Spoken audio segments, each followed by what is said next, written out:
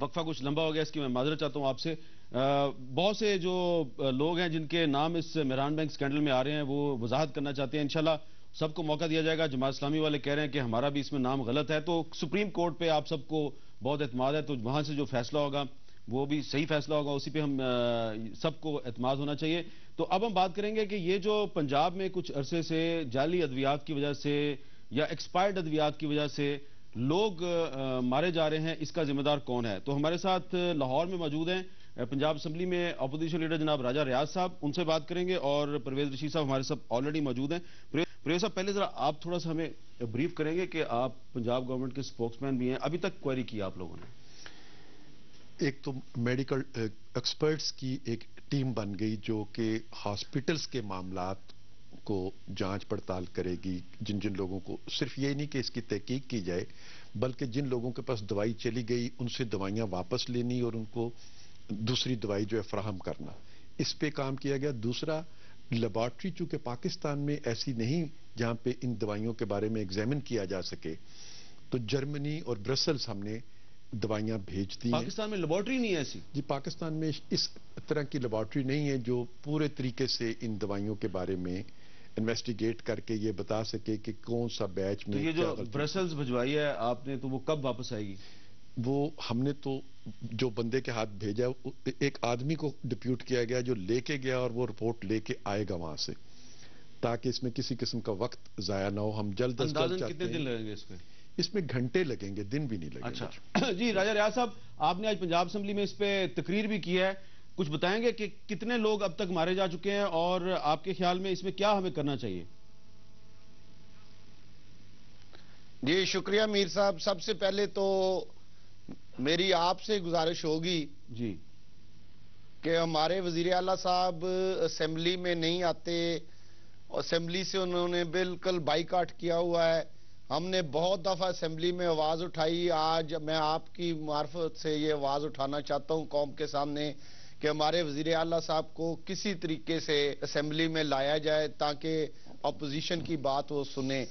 دوسرا یہ میں آپ سے گزارش کروں گا کہ وزیر اعلیٰ صاحب ہیلتھ منسٹر بھی ہیں، وزیر صحت بھی ہیں، 22 قلمدان ان کے پاس ہیں اور ان میں سے ایک وزیر صحت کا ہے. اس سے پہلے اسی طرح کی جعلی ادویات کا ڈینگی کا مرض آیا اور 800 کے قریب لوگوں کی اموات ہوئی، اور یہی وزیر اعلیٰ صاحب نے کہا تھا انکوائری ہوگی. کوئی رپورٹ سامنے نہیں آئی، کسی کے خلاف ایکشن نہیں ہوا.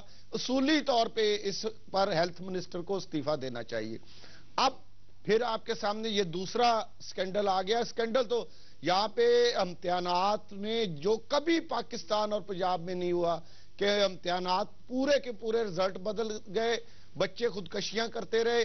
انہوں نے کہا جی انکوائری ہوگی، وہ انکوائری ابھی چل رہی ہے. یہاں پہ ہے ون مین شو. 22 محکموں پہ وزیر اعلیٰ صاحب نے قبضہ کیا ہوا ہے اور وہ کسی کی بات نہیں سنتے. جو منسٹر ہیں ان کے پاس بھی کوئی اختیار نہیں. وہ 22 آدمیوں، 30 آدمیوں، 100 آدمیوں اتنا وہ کہتے ہیں میں اکیلا کام کرتا ہوں. اچھا، یہ پرویز رشید صاحب کہہ رہے ہیں کہ ایک آدمی جو ہے وہ سیمپل لے کے چلا گیا برسل سے، وہ واپس لے کے آئے گا اور پھر ڈٹرمن ہو جائے گا کہ مسئلہ کیا ہے. یہ بالکل دیکھ لیجئے گا، کچھ نہیں سامنے آنا. یہ صرف ٹوپی ڈرامہ ہے. میں ان کے ساتھ 3 سال رہا ہوں، میں ان کے اندر کی ساری باتیں سمجھتا ہوں. یہ بتائیں کہ ڈینگی والا جو جعلی ادویات والا تھا اس کی کیا رپورٹ آئی، کس کو سزا ملی؟ اس میں کسی ہیلتھ منسٹر نے استعفیٰ دیا، کسی سیکٹری کو نکالا گیا نوکری سے. ایک چھوٹے سے افسر کو پکڑ کے سسپینڈ کر دو جی، سسپینڈ کر دو. اچھا 90% لوگوں کو، یہ میر صاحب غور سے سنیے گا، 90% لوگوں کو یہ غلط سسپینڈ کرتے ہیں، اس کا موقف ہی نہیں سنتے. صرف ایک مغل شہزادوں والا رول ہے کہ سسپینڈ کر دو، سسپینڈ کر دو. اور وہ چھوٹے لیول کے لوگ، بڑے لیول کے کس سیکٹری کو انہوں نے سسپینڈ کیا ہے، کس ڈی جی کو انہوں نے سسپینڈ کیا ہے، کس منسٹر کو سسپینڈ کیا ہے، کس منسٹر. اچھا، یہ آپ نے بہت سے سوالات کر دیے. میں پوچھتا ہوں پرویز رشید صاحب، پہلی بات تو یہ ہے کہ وہ کہتے ہیں ان کو بہت شوق ہے، وہ کہتے ہیں شہباز شریف صاحب سے ملاقات کروا دیں، وہ پنجاب اسمبلی میں نہیں آتے. میر صاحب، راجہ ریاض صاحب 3 سال خود وزیر رہے اور کبھی ایک لفظ انہوں نے اعتراض نہیں کیا، کبھی انہوں نے یہ کہا نہیں، اور ان کو وزارت سے پھر جب زبردستی نکالا گیا، یہ نکلنے کو تیار نہیں تھے، چھوڑنے کو تیار نہیں تھے. انہیں شہباز شریف صاحب اور شہباز شریف صاحب کی کابینہ میں رہنا اتنا اچھا لگتا تھا کہ انہیں کہا گیا کہ آپ وزارتیں چھوڑ دیں، اور یہ وزارتیں چھوڑتے نہیں تھے، اور پھر چیف منسٹر صاحب کو نوٹیفیکیشن کر کے ان کی وزارتوں کو ختم کرنا پڑا. تو یہ تو ان کا کردار ہے کہ شہباز شریف سے اتنی محبت کہ یہ اس کو چھوڑنے کو تیار نہیں تھے، اور ان سے زبردستی شہباز شریف صاحب کو چھڑایا گیا.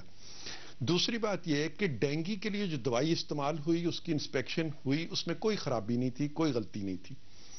یہ ان کی اطلاع کے لیے میں عرض کرنا چاہتا ہوں. اب یہ جو دوائی ہے، اس کی ذمہ داری اگر پھر کسی پر عائد ہوگی تو وہ راجہ ریاض صاحب پر اور راجہ ریاض صاحب کی مرکزی حکومت پر عائد ہوگی، کیونکہ دوائیاں بنانے کا ریگولیٹری اتھارٹی جو ہے وہ مرکزی حکومت کے پاس ہے. میں اس بحث میں جانا نہیں چاہتا تھا جب تک کہ اس دوائی کا نتیجہ نہیں آ جاتا، رپورٹ نہیں آ جاتی، اور ہم کسی کو ڈٹرمن نہیں کر لیتے. انسانی زندگیاں جو ہیں ان کو سیاست کی یہ جو ادویات پاکستان میں بنائی جاتی ہیں اور فروخت کی جاتی ہیں، اس کا لائسنس مرکزی حکومت جی وفاقی حکومت کے پاس ہے. وہ ان لیبارٹریوں کو ریگولیٹ بھی یہ کرتے ہیں. لیکن میں یہ چاہتا نہیں تھا. راجہ ریاض صاحب تو انسانی زندگی اور موت کو بھی سیاست کا اپنی کا حصہ بنانا چاہتے ہیں. انہیں ٹھیک ہے وزارت سے محروم ہو چکے ہیں، اب انہیں اس کی تکلیف ہوتی ہوگی، دکھ ہوتا ہوگا. انہیں اس چیز پر بھی اعتراض ہے کہ شہباز شریف صاحب جو ہیں وہ ایک آدمی ہو کر 22 کام کیوں کرتے ہیں. بھائی ہم سمجھتے ہیں کہ پاکستان میں اگر ایک آدمی 22 کام کرتا ہے تو اس کی تو قدر کی جانی چاہیے، اس کی عزت کرنی چاہیے. یہ نہیں کرنا چاہیے کہ ایک کام کے لیے آپ 22 آدمی رکھ لیں. یہ بات قابل اعتراض ہوتی ہے کہ آپ کام ایک ہو اور اس کے لیے آپ 80 لوگوں کی کابینہ بنا کے رکھ لیں. جسٹس طارق صاحب ایک منٹ میں، جسٹس طارق صاحب آپ کی میں ایک لیگل اوپینین لینا چاہتا ہوں. لوگ مر رہے ہیں، آپ کیا ایز اے لا ایکسپرٹ آپ کیا کہیں، کون ذمہ دار ہے؟ پروونشل گورنمنٹ ذمہ دار ہے، فیڈرل گورنمنٹ ذمہ دار ہے؟ دیکھیں اس وقت سب سے پہلے جو ہے نا، سب سے پہلے اصل ہمارے ملک میں ایک پرابلم ہے. دیکھیں نا، ایک ایشو یا ایک مسئلہ سامنے آتا ہے، دنیا جہان میں لوگوں کو آتا ہے، کوئی نئی بات نہیں ہے، ہمارے پاس کچھ زیادہ یار ہے. پہلی بات ہے کہ ہم کو کنسنٹریٹ کرنا چاہیے اس ایشو پر. اس میں بنیادی چیز یہ ہے کہ یہ پتہ چلایا جائے، اس میں 4-5 دوائیں ہیں میرا خیال، اور ابھی تک یہ بھی یقین سے نہیں کہا سکتے کون سی دوائی جو ہے وہ جو ہے خطرناک ثابت ہو رہی ہے. تو پہلی بات ہے کہ اس میں انویسٹیگیشن، لیکن ایسی انویسٹیگیشن نہ ہو جو کہ لیاقت علی خان والی انویسٹیگیشن ہے اور بے شمار انویسٹیگیشن. اس کو انویسٹیگیٹ کیا جائے بالکل سیریسلی، اور پھر پتہ چلے کون سی پرٹیکولر دوائی ہے، اور پرٹیکولر دوائی آئے گی تو پھر پتہ چلے گا کون سی کمپنی ہے، پھر مینوفیکچر کا معاملہ ہے، کسی سٹوریج میں کسی جگہ ہوئی ہے. تو یہ اس چیز کو ڈٹرمن کرنا ہوگا کہ کہاں غلطی ہوئی ہے، کون سی ایسی چیز اس میں آئی ہے جو کہ جو ہے زہر قاتل ثابت ہوئی ہے. تو اس کے بعد پھر جو بھی ہے اس کے خلاف قانون کے تحت کارروائی ہوگی. اور میرا خیال 2-3 مالکان کو پکڑا بھی ہے تو وہ مسئلہ تو بڑا سیریس بنے گا. پھر وہ ان کی تو ذمہ داری ہے اپنی جگہ، لیکن جب تک ہم اس نتیجے پر نہیں پہنچتے کہ کون سی پرٹیکولر دوائی ہے، اس میں کہاں فالٹ پڑا ہے، کس وجہ سے سارا معاملہ ہوا ہے، تو میرا خیال ہے بجائے اس کے کہ ہم جو ہے اصل ایشو سے ہٹ کے دوسری طرف چلے جائیں، ایشو کو کنسنٹریٹ کرنا چاہیے. راجہ ریاض صاحب، آپ جسٹس طارق صاحب کی اس رائے سے اتفاق نہیں کرتے کہ بجائے کہ ہم ابھی جلد بازی میں ایک دوسرے پہ الزام لگائیں، مل جل کے پہلے ڈٹرمن کر لیں، پہلے تعین کر لیں کہ ایکچولی مسئلہ ہے کیا؟ ابھی تو یہ بھی پتہ نہیں ہے کہ کون سی دوائی خطرناک ہے. حامد میر صاحب، میں بالکل سمجھتا ہوں کہ سب سے پہلے جو لوگ مر رہے ہیں ان کو ایسا انتظام ہونا چاہیے کہ وہ مرنے سے بچے. دوسرے نمبر پہ یہ جو میرے بھائی نے بات کی ہے کہ ان کو وزارتیں بڑی پسند تھی.